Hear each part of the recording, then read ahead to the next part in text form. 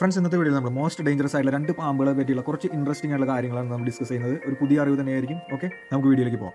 നമ്മുടെ ലിസ്റ്റിലുള്ള ആദ്യത്തെ ആള് റസൽ വൈപ്പർ, അതായത് അണലി. ഈ അണലിയും പെരുമ്പാമ്പും ഒരേപോലെ ഇരിക്കുക എന്ന് പറഞ്ഞിട്ടുണ്ട്. അതായത് അണലിയുടെ മേത്തുള്ള ആ ഒരു ഡിസൈൻ ഉള്ളൂ, അത് റൗണ്ട് ആയിരിക്കും. പെരുമ്പാമ്പിന്റെ വേറെ ഏതെങ്കിലും ഡിസൈൻ ആയിരിക്കും ഉണ്ടാവുക. അണലി കടിക്കുകയാണെങ്കിൽ എങ്ങനെ എഫക്റ്റ് ആകുമെന്ന് വെച്ചിട്ടുണ്ടെങ്കിൽ നമ്മുടെ കിഡ്നി ഫെയിലിയറിന് കാരണമാകും. അതേപോലെ തന്നെ ബ്ലഡ് കോട്ടാകുന്നത് തടയുന്നതിന് കാരണമാകും.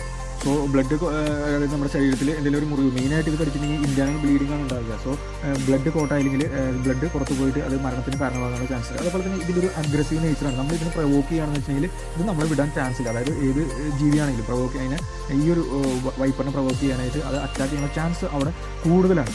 അതുപോലെ മറ്റൊരു കാര്യമാണ് ഇതുണ്ടാക്കുന്ന സൗണ്ട്. ഇതൊരു അതായത് ഒരു ത്രെട്ട് വരികയാണെങ്കിൽ, അതേപോലെ തന്നെ അതായത് അതിൻ്റെ ഇരയെ പിടിക്കാനൊക്കെ ഉണ്ടാക്കുന്ന ഒരു സൗണ്ട് എന്ന് പറഞ്ഞിട്ടുണ്ടെങ്കിൽ വളരെയധികം പ്രത്യേകകരമായിട്ടുള്ള ഒരു സൗണ്ടാണ്. ഒരു വർഷം തന്നെ ഇതിൻ്റെ കടി കൊണ്ട് മരണം ഉണ്ടാകുന്നത്, മനുഷ്യന്മാരുടെ മരണം എന്ന് പറഞ്ഞാൽ വളരെ കൂടുതലാണ് എന്നാണ് പറയുന്നത്. മെയിനായിട്ട് ഇവ അറ്റാക്ക് ചെയ്യുന്ന സമയം എന്ന് ചോദിക്കുകയാണെങ്കിൽ നൈറ്റ് ടൈമാണ്. അതായത് ഇത് ഇരയെ പിടിക്കാൻ ഇറങ്ങുന്ന സമയത്താണ് ഇതിൻ്റെ മെയിനായിട്ടുള്ള മനുഷ്യന്മാരെ അറ്റാക്ക് ചെയ്യുന്ന ആ ഒരു സാഹചര്യങ്ങൾ റിപ്പോർട്ട് ചെയ്യപ്പെട്ടുള്ളത്. അടുത്ത ഒരാളെന്ന് പറഞ്ഞിട്ടുണ്ടെങ്കിൽ കിങ് കോബ്ര രാജവെമ്പാലയാണ്. നമ്മൾ ഏറ്റവും കൂടുതൽ വിഷം ഉള്ളതായി മനസ്സിലാക്കിയിട്ടുള്ള അറിഞ്ഞിട്ടുള്ള ഒരു പാമ്പാണ് കിങ് കോബ്ര രാജവെമ്പാല. എന്നാൽ ഇതൊന്നും അല്ലാട്ടോ, ഇതിനാട്ടം ഡബിൾ ഇരട്ടി വിഷമുള്ള പാമ്പുകളൊക്കെ ഉണ്ട്.